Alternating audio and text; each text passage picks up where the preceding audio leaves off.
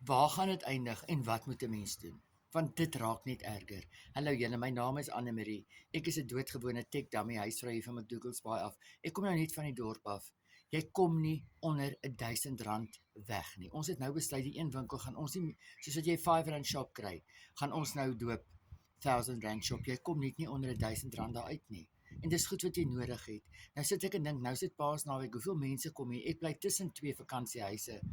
Die plek is vol geboek. Maar wat as jy nou in 'n posisie is en jy kan nie weggaan nie? Ek dink meeste van ons is daar, want jou salaris laat dit nie toe nie, want jy het nie daai inkomste nie.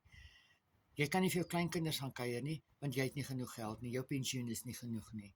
Nou ek het verlede jaar besef ons pensioen gaan nie vir ons genoeg wees nie. My man werk nog steeds weg van die huis af. Toe kom ek op hierdie besigheid af. Nou het ek my eie aanlyn besigheid. Ek verdien dwars deur die maand geld. So as jy wil weet wat ek doen, sê vir my aanlyn in die comment of WhatsApp en dan gaan ek vir jou al die info